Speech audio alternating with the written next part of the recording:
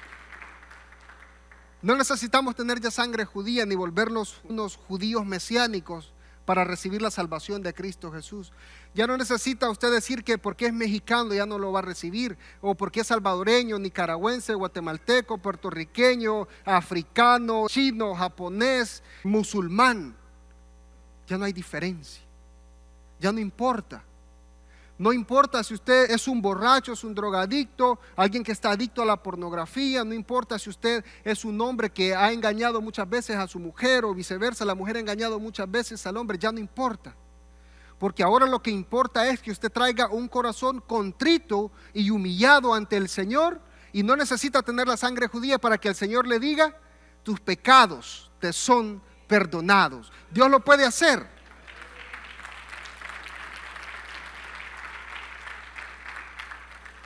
Bien dice su palabra que Él vino para dar vida, y vida en abundancia. Su palabra dice que todo el que viene a Él, Él no le echa fuera, Él no le desprecia. Lo único que necesita Dios de usted y de mí es un corazón verdaderamente arrepentido. Y dice que un corazón arrepentido Dios jamás lo va a rechazar. Muchos quizás piensan: pero y todas las cosas que yo he hecho. Quizás algunos han asesinado. Yo creo que muchas veces gente que ha estado en la policía o en cuestiones militares se sienten traumados y piensan: he tenido que matar por defender a mi país, he hecho tantas cosas malas, torturar, lastimar defendiendo a mi país, he lastimado a otras personas de otras naciones. Yo creo que ya no merezco la salvación. Y yo creo que si usted viene con un corazón arrepentido a Dios, Dios puede perdonarlo.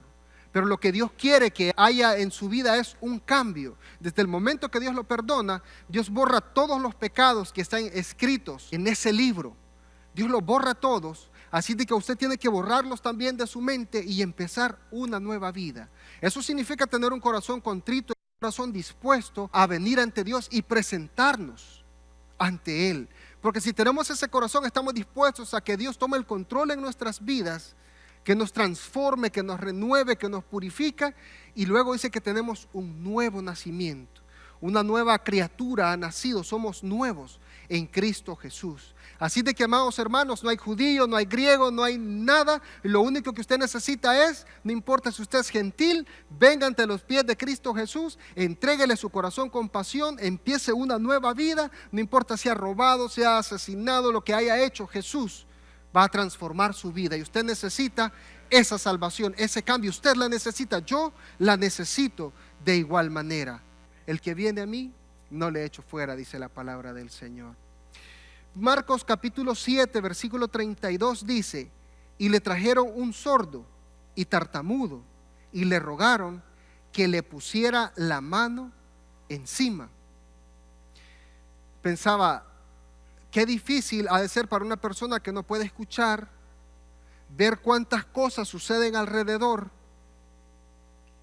y no saber cómo suenan, qué tan fuertes suenan, o cuál es el tipo de ritmo o sonido que tienen estas cosas. No puede diferenciar nada. Según los estudiosos clínicos en estas áreas, dicen que las personas se vuelven tartamudas o nunca pueden hablar bien porque no pueden escuchar. Así de que si no pueden escuchar, aunque usted le enseñe una palabra, como no entienden el sonido, automáticamente se vuelven personas o mudas o tartamudas. Hacen el esfuerzo de hablar y hablar lo que ellos logran entender, tal vez porque le leen sus labios. Una situación bien difícil. Imagínense los peligros que puede correr una persona sorda, y quizás alguien le va pitando en su espalda, pero como no escucha nada, él sigue tranquilo caminando. O puede sucederle cualquier tragedia, un ruido de alarma de emergencia, y él no se da cuenta de nada porque no sabe, no puede escuchar. Ahora, un hermano nos contaba que en el trabajo andaba manejando un forklift y su jefe andaba en otro forklift, y que el jefe andaba con audífonos y andaba escuchando música, y el jefe venía como de retroceso, y este muchacho iba manejando hacia el frente y le pitaba y el jefe no le oía, estaba totalmente sordo porque estaba escuchando música. Entonces, ¿qué creen que sucedió? Le pegó, lo chocó. Bueno, la cosa es de que el hermano, él no tuvo la culpa, pero le terminaron corriendo del trabajo. Pero lo que le quiero decir acá, el no escuchar puede traer consecuencias a la vida de las personas. Es totalmente difícil. Yo me tapé los oídos varias veces cuando estaba estudiando esto, y el no escuchar nada como que lo asfixia a uno, lo preocupa, porque uno ya está acostumbrado a escuchar, a ver, a oír, a hablar. Cuando uno se queda sordo, es totalmente difícil. Ahora, si lo aplicamos esto a la vida espiritual, ¿cuántas veces no le hemos hablado a mucha gente de la palabra de Jesús? Y dice, sí, claro, oh, qué bonito, oh, no, la palabra de Dios, no, Jesús, mi Dios, mi Señor, oh, sí, qué bueno. Pero usted le habla por aquí y parece que las palabras le salen por el otro lado. O simplemente usted le habla la palabra y dice, no, no me interesa, no, gracias, no es para mí, eso es para la gente pobre, eso es para la gente necesitada, yo estoy bien. Y se vuelven sordos espirituales. Muchos nacen siendo sordos, pero otros se hacen sordos por cualquier enfermedad, la vida o cualquier situación que haya pasado, una explosión extrema, y se vuelven sordos. Mi abuelita, en sus casos, por las malas costumbres que tenía de ponerse hierbitas en los oídos para protegerse, se quedó sorda de tanta hierbita que se ponía en los oídos, no sé ni qué se echaba. Entonces eso fue por descuido, ¿no? Mucha gente en lo espiritual, ya estando en la iglesia, habiendo escuchado la palabra de Dios, habiendo tenido sus oídos abiertos, la palabra de Dios habiendo entrado en la vida de ellos, se vuelven sordos espirituales y deciden volverse a tapar los oídos y no volver a escuchar más palabra de Dios. ¿Por qué? Porque la palabra de Dios me exige que cambie, que sea una buena persona, que sea generoso, que sea esto, que sea lo otro, y no quiero más de Jesús. Y se tapan sus oídos y se vuelven sordos espirituales. Esperemos que en esta mañana ninguno de nosotros haya venido sordo espiritual, porque si no, el maestro lo va a mandar en esta mañana con los oídos abiertos, y ahora usted va a poder escuchar la palabra de Dios y va a salir transformado de este lugar. Gloria a Dios por eso, ¿no? Amén, gloria a Dios.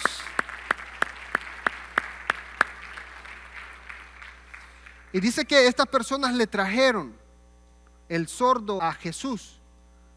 Y quizás este sordo ni le pudieron explicar porque pues no había la manera. No sé si en esos tiempos ya habían señales o quizás lo básico de comida, bebida, o no sé si él sabía para dónde lo llevaban. O simplemente lo agarraron, le ayudaron a vestirse, o le dijeron que se cambiara, él como pudo se vistió y salió con las personas que lo llevaban ante Jesús.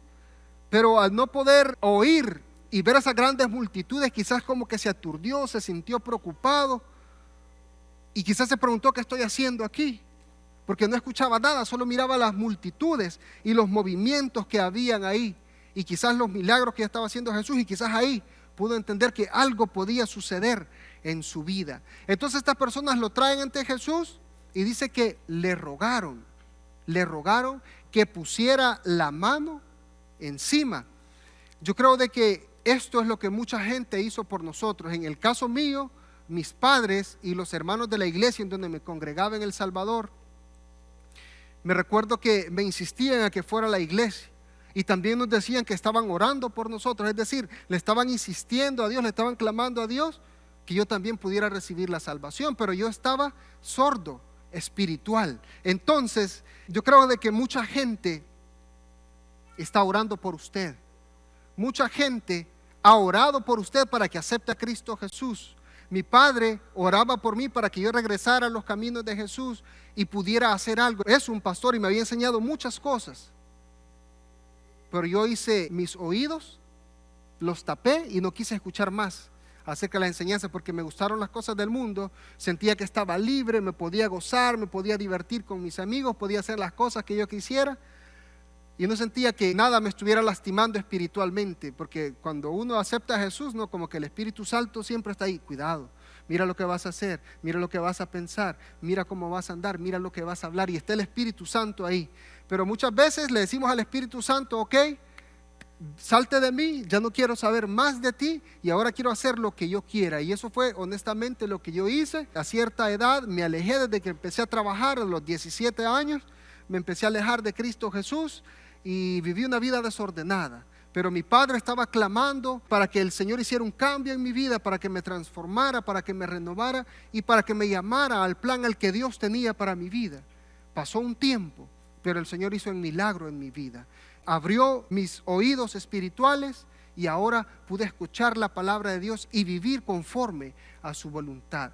Si usted está orando por su hijo, por su hija, por su esposa, por su esposo, por sus familiares, por sus vecinos, por sus amigos, no deje de rogarle a Dios. Muchas veces le decimos: Señor, salva a mi hijo, sánalo, y ahí la dejamos y nos olvidamos, y al mes o a los 2 meses lo volvemos a hacer. Pero dice que estas personas le rogaban a Jesús para que sanara a este hombre y le pusiera las manos encima. Hay que rogar a Jesús, y rogar significa venir ante su presencia de rodillas, clamarle por esta persona, ponerlo en sus manos, que trate con esa persona, pero que reciba la salvación. Tenemos que rogar por nuestros hijos, tenemos que rogar a nuestro Dios por nuestros familiares. Debemos de seguir perseverantes hasta que Dios haga el cambio en la vida de ellos. Uno de mis hermanos, el más mayor de nosotros, había aceptado a Cristo por mucho tiempo junto con su esposa, pero luego las situaciones de la vida, el afán, las cosas difíciles, lo alejaron de la voluntad de Dios. Y como él ya sabía la palabra de Dios, lo único que yo le decía al Señor era: trata con él, Señor, trata con él, Dios mío, pero que no pierda la salvación, trata con él, trabaja en su vida.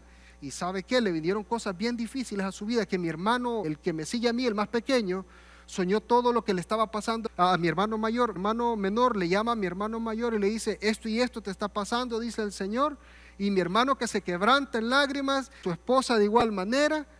Y desde ahí regresaron a Cristo Jesús, porque estaban pasando situaciones difíciles, pero estaban sordos y aún ciegos, y no podían ni siquiera caminar. Estaban paralíticos, sordos y ciegos espiritualmente. Pero Dios trató con ellos de manera dura, porque hubieron situaciones difíciles que los llevaron hasta la corte. Pero Dios estaba trabajando, porque había mucha gente, y no solo yo, mi mamá, mi papá, estábamos clamando, porque la promesa de Dios es de que toda nuestra casa puede recibir la salvación, y lo único que necesita la familia es estar sometida a la voluntad de Dios. Por eso es importante que siempre mantengamos este lema que mantuvo Josué: mi casa y yo serviremos a Jehová, serviremos a Dios. Y eso significa estar orando y clamando por aquellos que no se han convertido y los que no le están sirviendo a Dios, para que ese lema siga firme en nuestras vidas: mi casa y yo serviremos a Jehová. Ahora, aquí tuvieron un pequeño problema estas personas que llevaron al sordo. Le dijeron a Jesús: Jesús, pon las manos sobre él para que él pueda recobrar su audición. Entonces, lo que podemos ver acá es de que ellos le demandaron a Jesús el método que ellos consideraban que era correcto para esta persona, que Jesús le pusiera las manos. Pero si nos recordamos o vemos en las historias de los evangelios los milagros que ha hecho Jesús, Jesús no solo hizo sanidades poniendo las manos. Me recuerdo de la mujer de flujo de sangre, que ni siquiera tuvo la oportunidad de hablar con Jesús antes de recibir su milagro, sino que simple y sencillamente dice que se acercó a Jesús a como pudo en medio de la multitud y tocó el talit, el manto de Jesús, la punta del manto, y de ahí esa mujer obtuvo la sanidad. Jesús no hizo nada, pero el poder de Jesús salió a través de la fe de esta mujer, y eso la hizo que recobrara su cuerpo normal, porque tenía flujo de sangre desde hace muchos años. Pero la fe de ella lo logró. ¿Y lo hizo Jesús poniendo las manos? No. Así de que el Señor Jesús le dijo: quedas libre de tu azote. Imagínense qué bendición. Ahora, ¿qué otras formas utilizó Jesús? Uno de los centuriones tenía a uno de sus siervos que él amaba mucho, enfermo. Y el centurión mandó gente a decirle a Jesús de que fuera y le sanara. Y Jesús iba ya en camino y mandó otros siervos y le dijo: no llegues a mi casa, porque no soy digno de que vengas a mi casa. Solo di la palabra y yo sé que mi siervo será sano. ¿Y sabe qué? Jesús, sin ni siquiera haber visto a la persona el centurión y al enfermo, Jesús dijo la palabra y ese hombre recobró la sanidad. ¿Por qué? Porque para Dios no hay nada imposible, no hay un método específico. No hay un método específico en el que el Señor Jesús tenga para darnos la sanidad, para hacer un milagro. Dios tiene diferentes maneras para hacerlo. Sacó los demonios solo diciendo la palabra. Imagínense, levantó a Lázaro diciendo la palabra. Así de que había muchos métodos. Uno de los que sí, métodos que está un poco extraño, es cuando le llevan a un ciego. Jesús escupe en tierra y hace de la tierra mezclada con la saliva, hace lodo, lo prepara y se lo echa en los ojos. Y así pudo recobrar la vista. Jesús le pregunta, ¿ya puedes ver? Y este hombre recobra la vista, pero parece que fue una manera extraña, pero yo sé que tuvo que haber tenido una razón. Así como tuvo una razón la forma en la que Jesús va a sanar a este sordo. Escuche, versículo 33. Y tomándolo aparte de la gente, metió los dedos en las orejas de él y escupiendo, tocó su lengua y levantando los ojos al cielo, gimió y le dijo, Efata, es decir, sea abierto. Al momento fueron abiertos sus oídos y se desató la ligadura de su lengua y hablaba bien. Aquí podríamos decir nosotros, wow, otro método extraño, ¿no? Otra forma extraña de Jesús de sanar, pero este tiene una razón y yo se las explico, y es de la siguiente manera. Esta persona era sorda, esta persona era tartamuda. Entonces Jesús, pensando que este hombre estaba aturdido con la gran multitud, no podía escuchar nada, solo miraba los movimientos de todo, no le hace caso a Jesús a la forma en la que le dicen los amigos del sordo que le pusiera las manos, sino que le dice, vente. Se lo toma, se lo lleva a un lugar solo, bien alejado quizás de toda la multitud, y ahí dice que le mete sus dedos en los oídos, dice que escupe y luego toca su lengua. No dice si escupió en el dedo o en los dedos para tocar su lengua, no lo dice, pero la cosa es que escupió y tocó la lengua de esta persona. Le dijo, te voy a sanar los oídos, voy a sanar tu lengua. Y luego dice que el Señor Jesús gimió, es decir, vio al cielo y clamó. Es decir, estaba tratando de enseñarle en el lenguaje de esta persona lo que iba a suceder. Entonces dice que, me imagino que Jesús estaba enfrente de él. Dice que Jesús vio al cielo para decirle que la sanidad, el poder, la salvación viene de Dios, que está en los cielos, que en este caso Jesús estaba representando a Dios en la tierra. Entonces dice que gimió, es decir, habló con gran fuerza y dijo, Efata, sé libre. Y quizás esta palabra la pudo entender él, y dice que al instante él podía oír y él podía hablar. Esos son los milagros que Dios puede hacer en la vida de cada uno de nosotros. Si tenemos la fe en Cristo Jesús, Él puede hacer lo que hay imposible para Dios, nada. Si levantó a Lázaro, que estaba ya yedía, ya estaba muerto por 4 días, y Jesús lo resucitó, ¿qué milagros más grandes no puede hacer Jesús en nuestra vida? ¿Cuántos lo creen? Solo hay que tener fe y Dios puede obrar en nuestras vidas. Ahora, quiero aclarar algo. Les he hablado de 2 métodos que a nuestro parecer, bueno, por lo menos el otro me parece extraño a mí, pero este que les acabo de explicar no.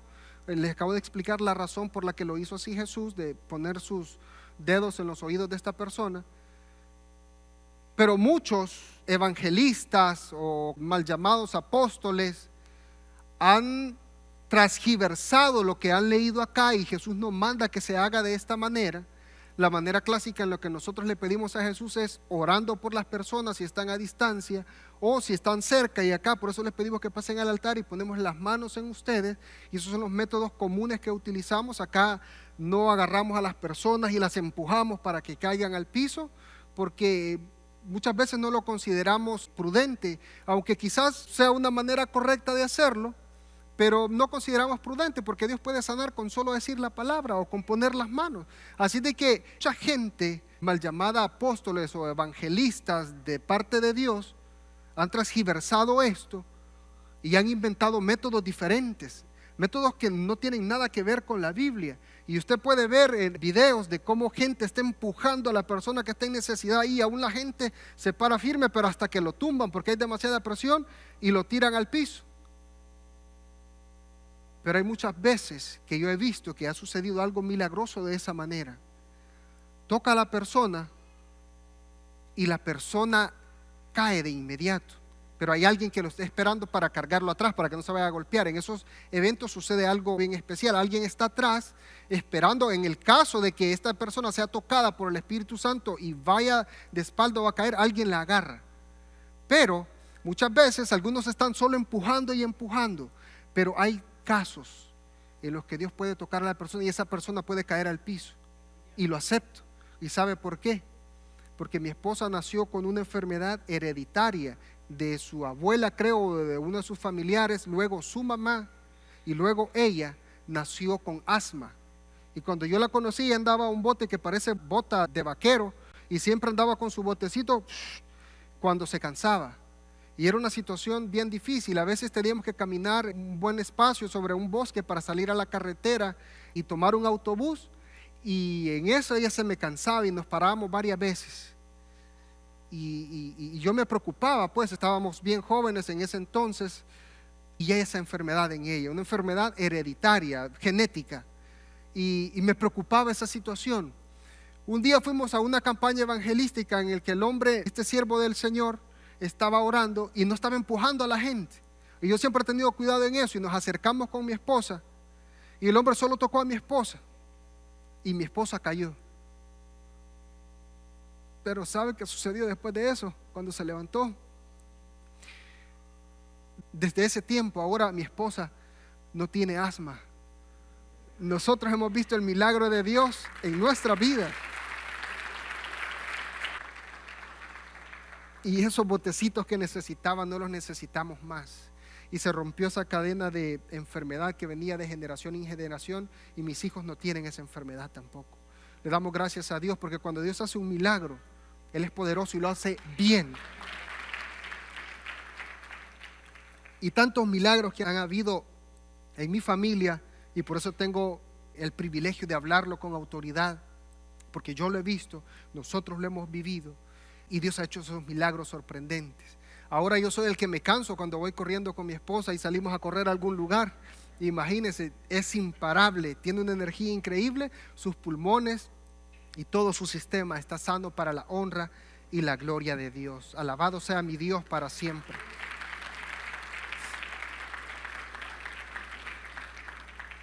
Así de que hay veces en las que se puede utilizar ese toque especial, pero si alguien empieza a empujarlo a usted, eso no es de Dios. Si solo le pone la mano y usted cae, eso es de Dios. Pero si usted se tira también porque lo están empujando, eso no es de Dios. Ahora, lo que más me preocupa, amados hermanos, es que se ha levantado una gran herejía, le llamaría yo. Y quiero leérselas porque no quiero dejar perder ninguna de las que anoté acá. Hay tantas, pero anoté varias de las cosas que están en contra de la voluntad de Dios y que piensan o dicen de que Dios es el que se mueve en eso, pero no es Dios. Escuchen la gente lo que ha inventado, los supuestos apóstoles, los supuestos maestros, los supuestos predicadores evangelistas, el aceite santo.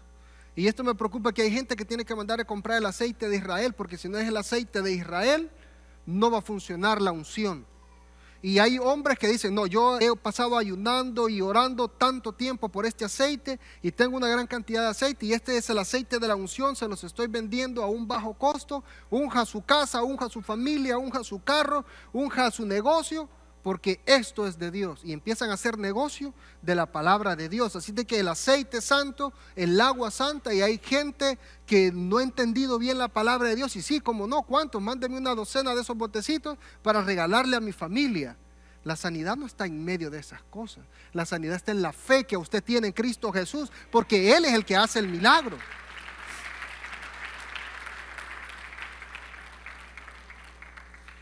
Mire, está la unción de la pelota, está la parrilla ungida, la botella de la bendición, el zapato de la unción, y se lo pasan ese zapato. Si usted mira los videos ahí, qué vergüenza eso. La gasolina ungida, el palo ungido, el puñetazo ungido. Y veía un pastor que le hacía así, mire, y la gente le hacía así para atrás. Ahí no está el Espíritu Santo de Dios. La unción de la piscina, al meterse a la piscina empiezan a brincar y a danzar. La goma de mascar santa, quizás se la tenían que comer, pasársela a comer todos para que recibieran la bendición. La manguera ungida y tantas cosas más que han inventado. Y la gente que no lee la Biblia se deja engañar. Y por eso, ¿qué es lo que insistimos cada vez nosotros acá? Lea la Biblia. Si nosotros le predicamos algo y le enseñamos algo, salga a su casa cuando llegue y haya descansado, abra la Biblia en los capítulos que leímos y compárelos a ver si le mentimos o si es la verdad lo que le estamos enseñando. Pero usted es responsable de su salvación y de que se le esté enseñando bien la palabra de Dios. Pero si ya usted se deja involucrar en estas cosas, va a terminar haciendo locuras, y ahí no está el Espíritu Santo de Dios. El Espíritu Santo de Dios está donde hay un corazón contrito y humillado. Amén.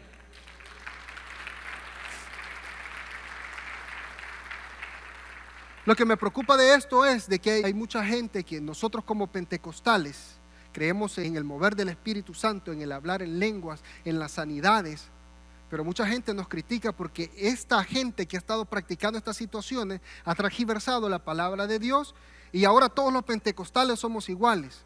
Yo creo en todo esto, creo en las sanidades porque mi esposa ha sido sana, creo en el mover del Espíritu Santo, creo que Dios puede hacerle hablar en lenguas, pero el problema es cuando mucha gente lo saca fuera de contexto, fuera de control, y ya no es el Espíritu Santo de Dios, sino el mismo Satanás que se mueve en la gente, engañando a la gente, haciendo sanidades, pero no de parte de Dios, porque Satanás tiene un poder limitado, pero tiene un poder, y puede engañar a la gente de esa manera. Eso es lo que sucede con las imágenes que la gente adora e hizo un milagro. Sí puede haber hecho un milagro, pero no fue Jesús, no fue Dios, sino que fue el mismo Satanás, para engañar la mente de la gente. Entonces sí puedo adorar esta imagen, sí puedo servirle, sí puedo prenderle sus candelas a esta imagen. Y la gente se engaña de esa manera. Amados hermanos, mantengámonos firmes en la palabra de Dios, sigamos leyendo la palabra de Dios, porque esa es la verdad, que nadie nos engañe, que nadie los engañe, porque para eso el Señor ha puesto el Espíritu Santo de Dios en nosotros, que nos guía a toda verdad y a toda justicia. Versículo 36. Y les mandó que no le dijesen a nadie, pero cuanto más les mandaba, tanto más y más lo divulgaban, y en gran manera se maravillaban diciendo: bien lo ha hecho todo, hace a los sordos oír y a los mudos hablar. ¿Cree usted que podríamos callar los milagros que Dios ha hecho en nuestras vidas? De ninguna manera. Yo no podía guardarme ese milagro que Dios hizo en la vida de mi esposa, en la vida de mi mamá, el milagro que hubo en ella también. Yo no podría guardarme eso, y cada vez que tengo la oportunidad yo testifico a la gente de que Dios es real, que no lo vemos pero lo sentimos por medio de su poder, de los milagros que Él hace en nuestras vidas. Entonces nosotros testificamos de eso, porque Dios es real. No nos podemos callar. Jesús les decía que se callaran porque si no iban a acelerar el proceso de prender a Jesús, echarlo preso, y Jesús tenía un tiempo estipulado en el que lo iba a hacer. Pero esta gente, mientras más les decía a Jesús: guarden silencio, ellos más decían: Jesús está haciendo milagros, Jesús está sanando, Jesús está levantando a los muertos, Jesús está haciendo esto, Jesús está libertando a la gente de los demonios, Jesús hace grandes milagros y prodigios. La gente más lo gritaba, porque ¿quién se puede quedar callado ante tal poder, ante tal amor, ante tal misericordia de parte de Dios para nuestras vidas? Bien dijeron los servidores de Jesús, los apóstoles, porque no podemos dejar de decir lo que hemos visto y oído. Hechos 4:20. No nos podemos callar ante tantos milagros que Dios ha hecho en nuestras vidas. Gloria a Dios por su misericordia y por todo lo que ha hecho. Dice que la gente se maravillaba, y así ese hombre fue sano de esa enfermedad sordo y de su tartamudez, y mucha gente fue libertada en ese tiempo.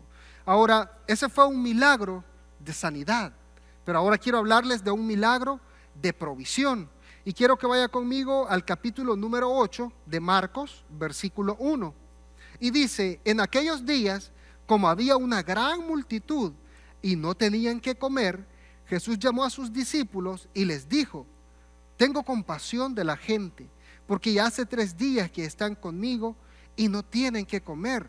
Y si los enviara en ayunas a sus casas, se desmayarán en el camino, pues algunos de ellos han venido de lejos. Ahora, esta gente está siguiendo a Jesús, tiene 3 días sin comer, dice Jesús, que está esta gente, y solo estaban comiendo espiritualmente. Imagínense la pasión que tenía esta gente por recibir la palabra de Jesús, el interés que tenían de estar cerca de Jesús. que escuchaban palabra tras palabra, enseñanza, veían milagros, habían cosas sobrenaturales ahí, y a la gente quizás la comida que había llevado para el camino se les terminó toda su provisión, pero no les importó. Quizás su estomaguito estaba pidiéndoles comida, habían pasado 3 días, pero la necesidad de recibir pan espiritual los tenía conectados ahí con Jesús. Y sabe que esto fue lo que conmovió a Jesús. Esto fue lo que hizo sentir a Jesús compasión de estas personas, de que esta gente no le interesó el pan físico, sino que el pan espiritual. Se estaban alimentando y se estaban llenando, y nunca habían oído hablar a una persona como hablaba Jesús. Entonces era tan sorprendente, y Jesús dice: tengo compasión de esta gente. Pero Jesús tenía compasión de esta gente porque esta gente estaba interesada en su palabra. Esta gente había puesto la mirada primeramente en el reino de Dios, y luego iban a dejar de que Jesús obrara en lo físico. Jesús estaba obrando en lo espiritual en su palabra, pero después Jesús, por el interés de estas personas, va a obrar también en el ambiente físico, y Jesús va a bendecir a estas personas. Dice en el Evangelio de Mateo capítulo 15 versículo 38, nos describe que la multitud de esta gente era como 4,000 personas, pero Mateo nos especifica de que esto era sin contar a las mujeres y sin contar a los niños. Estamos hablando quizás de 8,000 personas, 10,000 personas escuchando a Jesús y con una hambre física, pero llenándose espiritualmente. Jesús tuvo compasión de estas personas.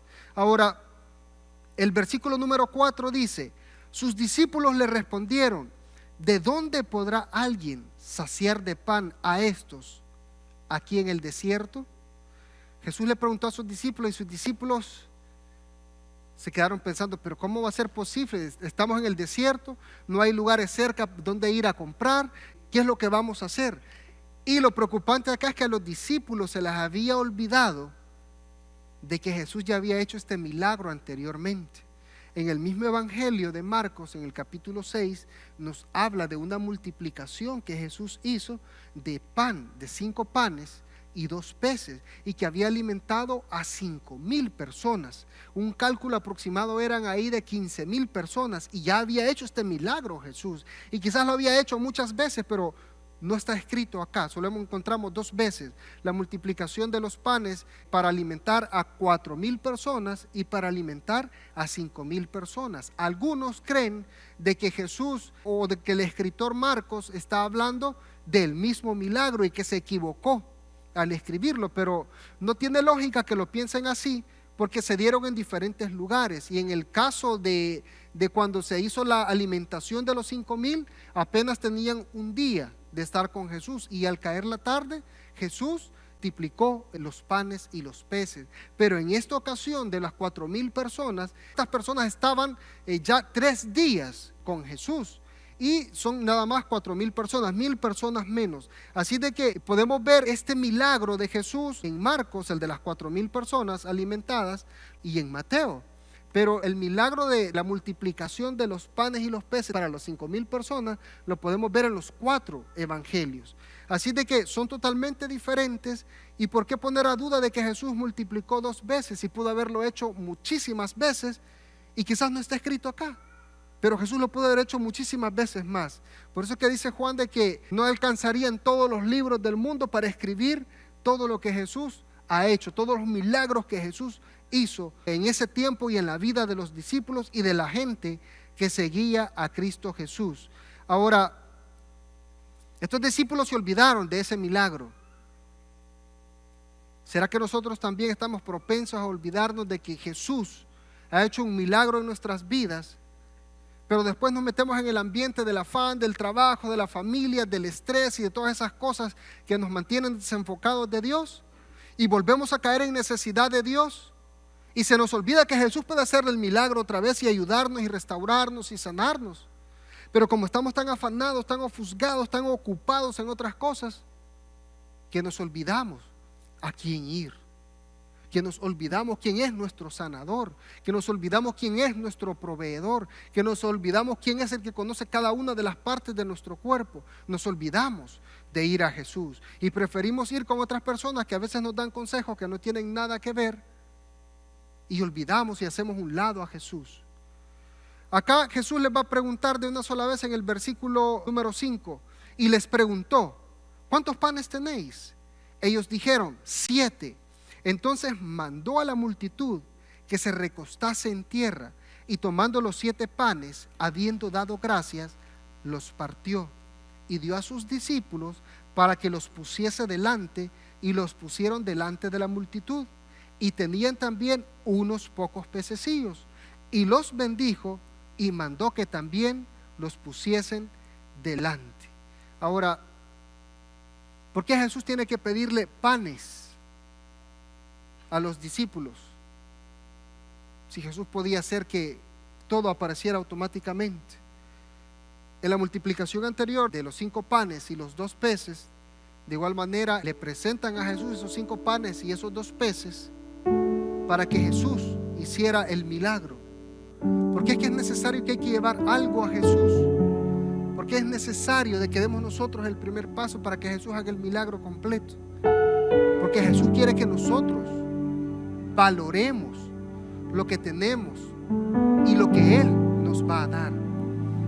Nos preguntamos muchas veces por qué Jesús no hizo aparecer automáticamente el tabernáculo, sino que puso a trabajar esa gente que venía en el desierto, huyendo de Egipto, ya libres de la esclavitud y en medio del desierto.